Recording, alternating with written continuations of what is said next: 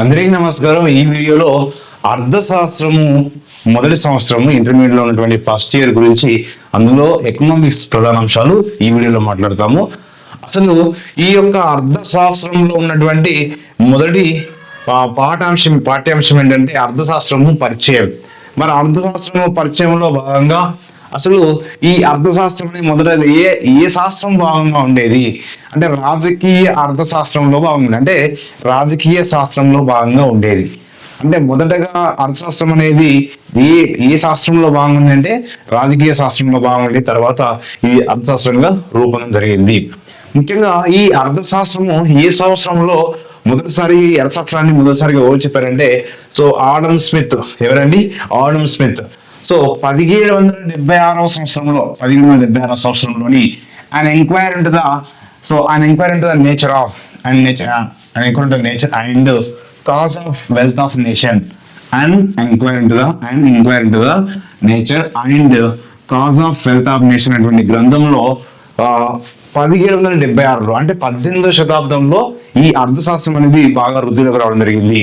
అంతకంటే ముందు రాజకీయ శాస్త్రంలో భాగంగా ఉండేది. మరి ఈ అర్థశాస్త్రం మొదటిసారి చెప్పిన అంటే ఆడమ్ స్మిత్. ఎవరండి? Adam Smith. కాబట్టి అర్థశాస్త్ర పితామహుడు ఎవరు? అర్థశాస్త్ర పితామహుడు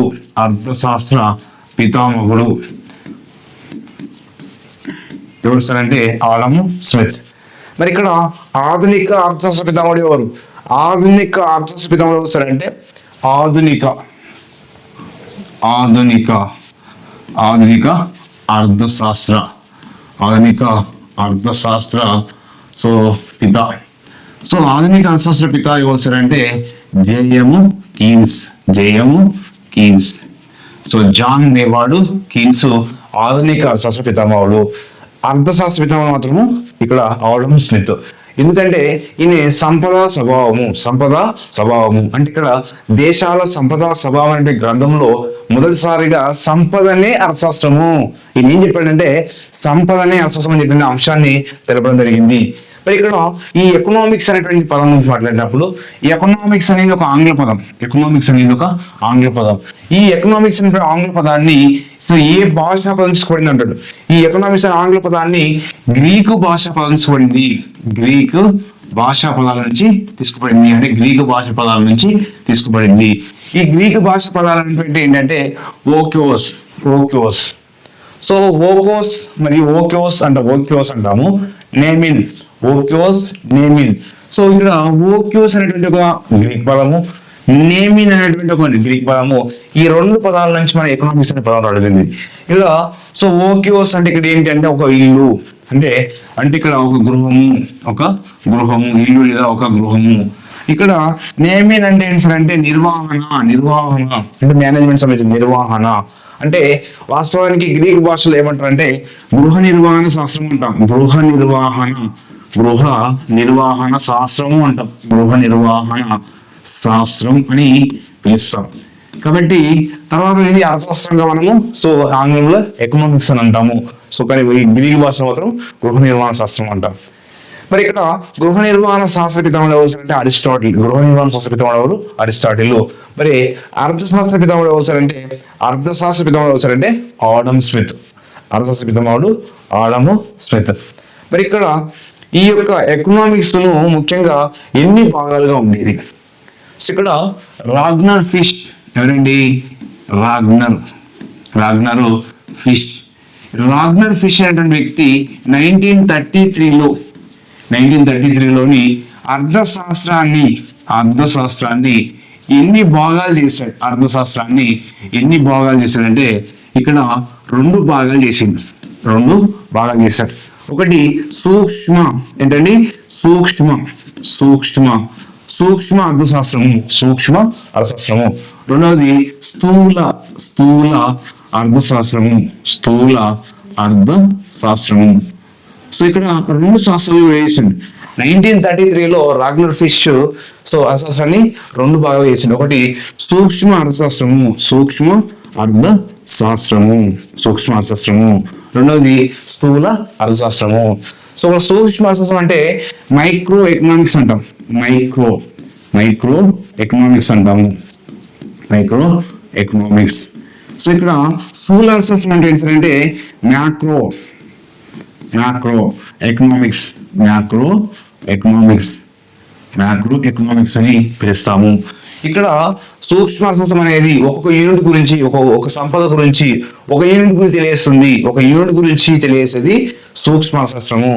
సూక్ష్మ అర్థశాస్త్రం చెప్పిన వాళ్ళు వస్తారంటే మార్షల్. ఎవరండి? మార్షల్. సూక్ష్మ అర్థశాస్త్ర పితామహుడు కూడా మార్షల్.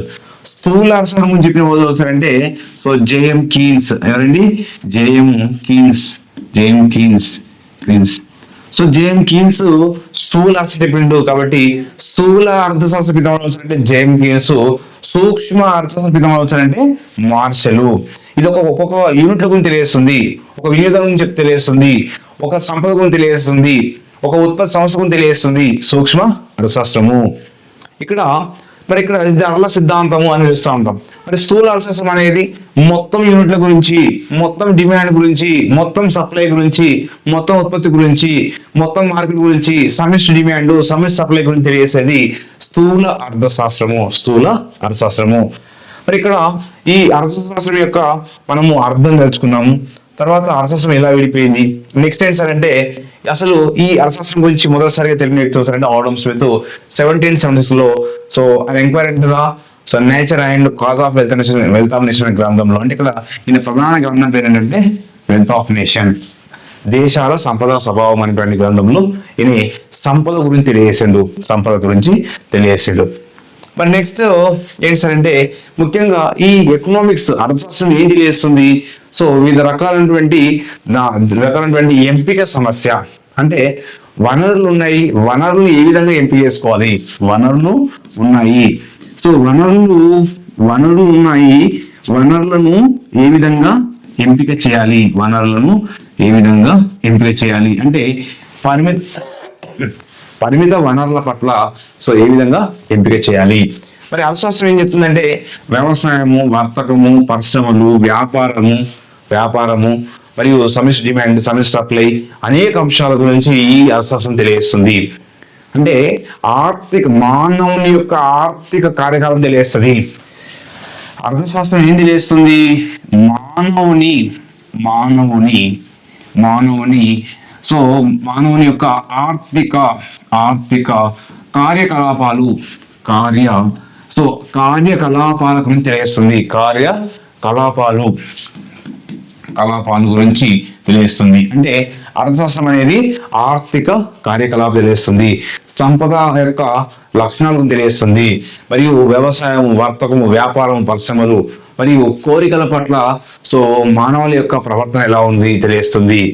ఆర్థిక అంశాలు, సంపద స్వభావము మరియు దీంతో పాటుగా ఈ వనరుల వినియోగం గురించి ఈ అర్థశాస్త్రము తెలియజేస్తుంది. పొదుపు, బ్యాంకులు మరియు వివిధ అంశాలను జాతీయ ఆదాయము ఇవన్నీ అంశాల గురించి ఈ యొక్క అర్థశాస్త్రం అనేది తెలియజేస్తుంది. నెక్స్ట్ ఏంటంటే ఈ అర్థశాస్త్రం యొక్క నిర్వచనాల మీద మనకు చాలా సార్లు మనం బిట్ అడే అవకాశం ఉంటుంది. అర్థశాస్త్రం ఉన్నటువంటి నిర్వచనాలు ముఖ్యంగా సంపద నిర్వచనము ఏంటండి? సంపద నిర్వచనము చెప్పిన వారు ఎవరంటే ఆడమ్ స్మిత్. సో ఈ ఆడమ్ స్మిత్ ఏమంటాడంటే సంపదనే అర్థశాస్త్రము, సంపదకు మొదటి స్థానం ఇచ్చిన వారు ఆడమ్ స్మిత్.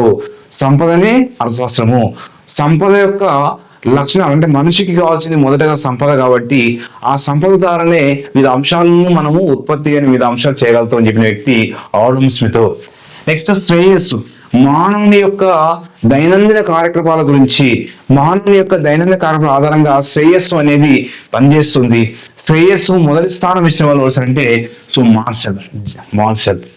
అంటే శ్రేయస్సు గురించి అంటే శ్రేయస్సు నిర్వచనం చెప్పిన వారు మార్షల్ అండి. ఎవరండి? మార్షల్. మరి సంపద నుంచి ఎవరు చెప్పారు? Adam Smith. మరి కొరత నిర్వచనం అంటే సో మానవునికి అపరిమిత కోరికలు ఉన్నాయి, ఆ అపరిమిత కోరికల పట్ల సో ఇక్కడ వనరులు పరిమితంగా ఉన్నాయి, ఇక్కడ కోరికలు అనేవి అనంతాలుగా ఉంటాయి. వాటిని ఏ విధంగా ఈ కొరత నిర్వచనంలో తెలియజేస్తాడు? ఎవరు చెప్పారు? లయోనల్ రాబిన్స్ ఏమంటాడంటే కొరత నిర్వచనము. సో ఇక్కడ వనరులు కూడా ఇక్కడ కోరికలు అనేవి అపరిమితంగా ఉన్నాయి, ప్రత్యామ్నాయంగా ఉన్నాయి, పూరకాలుగా ఉన్నాయి, ఒకదాని తర్వాత ఒకటి పుట్టుకొస్తా ఉన్న కోరికలు. కాబట్టి ఆ కోరికల పట్ల ఈ కొరత ఏ విధంగా ఉంది, వనరుల పట్ల ఏ విధంగా అంశాల గురించి లయనల్ రాబిన్సన్ తెలియజేస్తాడు. మరి ఇక్కడ వృద్ధి నిర్వచనం ఏంటండి? వృద్ధి నిర్వచనం ఎవరు చెప్పారు సార్ అంటే, సో పాల్ ఏ సామ్యుల్సన్ 1970లో పాల్ ఏ సామ్యుల్సన్ ఇక్కడ ఈ తెలియజేస్తుంది వృద్ధి నిర్వచనము. వృద్ధి నిర్వచనం అనేది ఇక్కడ ఏంటంటే ముఖ్యంగా మానవుని దైనందిన అంశాల భాగంగా వర్తమాన కాలంలో భవిష్యత్తు కాలంలో తన యొక్క విధి విధానాలు ఏ విధంగా ఉంటుంది, తన వృద్ధి ఏ విధంగా సాధించగలుగుతాడు అని తెలియజేసే అంశాలను ఇక్కడ వృద్ధి నిర్వచనంలో తెలియజేస్తాడు. అంటే వర్తమాన భవిష్యత్తు కాల అంశాల ఆధారంగా సో వనరులు ఏ విధంగా ఉపయోగించాలి అనే అంశాల ఆధారంగా ఈ యొక్క వృద్ధి నిర్వచనం అనేది తెలియజేస్తాడు. అంటే ఇక్కడ ఈ 3 నిర్వచనాలను కలిపి చెప్పిన వాడే పాల్ ఏ సామ్యుల్సన్. 3 నిర్వచనాలు కలిపి చెప్పిన వాడు అంటే పాల్ ఏ సామ్యుల్సన్. ఇక్కడ సంపద స్వభావము, అంటే సంపదనే మొదటి స్థానం ఇచ్చిన వారు ఆడమ్ స్మిత్. శ్రేయస్సుకు మొదటి స్థానము అంటే ఇక్కడ చూడండి, ఇక్కడ శ్రేయస్సుకు అంటే మానవుని యొక్క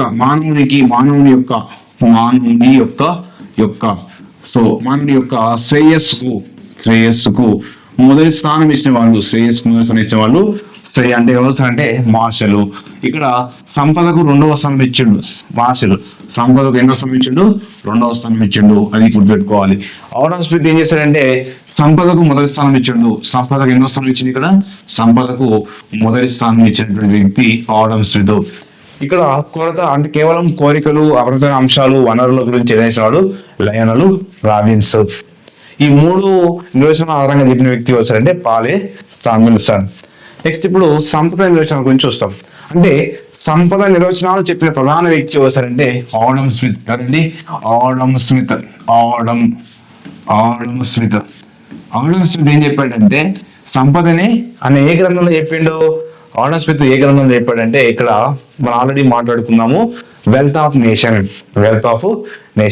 అంటే an enquiry into the nature and cause of wealth of nation గ్రంథంలో ఈ యొక్క సంపద గురించి దీని గురించి చెప్పిండు. ఈ యొక్క సంపద గురించి తెలియజేసిండు ఆడమ్ స్మిత్. ఈ సంవత్సరంలో 1776 సంవత్సరంలో అంటే 18వ శతాబ్దంలో ఈ యొక్క సంపద నిర్వచనం అనేది మనకు వృద్ధిలోకి రావడం జరిగింది. ఇక్కడ ఆడమ్ స్మిత్ అంటే రాజ్యాల సంపద అంటే వెల్త్ ఆఫ్ నేషన్ అనే రాజ్యాల సంపద అనే గ్రంథంలో ఈ యొక్క సంపద గురించి తెలియజేశాడు. ఇక్కడ జేబీసీ ఏమన్నాడంటే సంపద నిర్వచనాలు ఆ విధంగా గుర్తుపెట్టుకోవాలి. సంపద ఏ విధంగా ఉత్పత్తి చేయబడుతుందో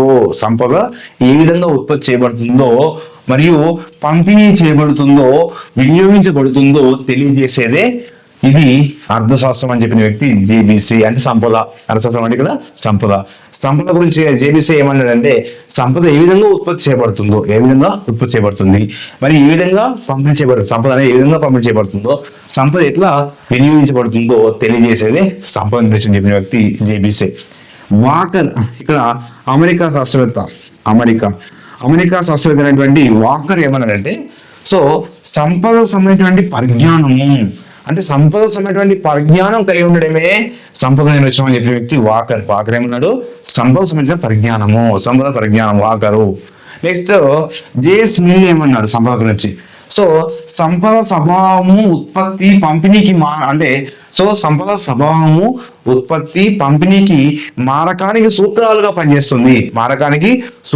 పనిచేసేది సంపద సూత్రము, సంపద అని చెప్పేసిన వాళ్ళు జేఎస్ మిల్. సంపద స్వభావము పంపిణీకి మారకానికి సూత్రాలుగా అనుసంధానంగా పనిచేసేదే అది సంపద నిర్వచనం చెప్పేసి జేఎస్ మిల్ చెప్పాడు. కాబట్టి ఇక్కడ ఇవి 3 నిమిషాలు గుర్తుపెట్టుకోవాలి. సంపద ఏ విధంగా ఉత్పత్తి చేయబడుతుందో, పంపిణీ చేయబడుతుందో వినియోగించడం జేబీసీ. వాకర్ ఏమన్నాడు? సంపద సంబంధించిన పరిజ్ఞానం అన్నాడు వాకరు. జేఎస్ మిల్ ఏమన్నాడు? సంపద స్వభావ ఉత్పత్తి పంపిణీకి మార్గడానికి సూత్రాలు చెప్పిన వ్యక్తి జేఎస్ మిల్. నెక్స్ట్ సంపద నిర్వచనంలో ఉన్నటువంటి ప్రధాన అంశాలు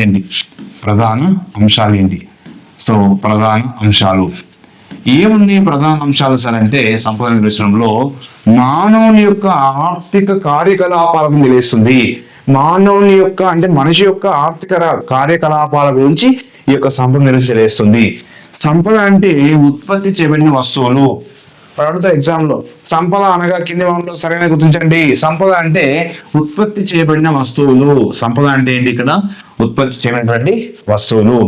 సంపద మాత్రం అంటే సంపదకు ప్రథమ స్థానం ఇచ్చినటువంటి నిర్వచనము, సంపద నిర్వచనము ఎవరు ఇచ్చారు? Adam Smith. ఇక్కడ సంపద ఉత్పత్తి, వినియోగము, పరిరక్షణ, పెంపొందింపులకు చెందినటువంటి కార్యకలాపాలన్నీ కూడా ఇది సంపద నిర్వచనం సంబంధించింది. సంపద ఉత్పత్తి సంబంధించింది, సంపద ఉత్పత్తి, వినియోగము, పరిరక్షణ, పెంపొందింపునకు చెందినటువంటి కార్యకలాపాలన్నీ కూడా సంపదకు సంబంధించినటువంటి అంశాల్లో భాగంగా పనిచేస్తుంది. ఇవన్నీ కూడా సంపద నిర్వచనం ఉన్నటువంటి ప్రధాన స్థానము.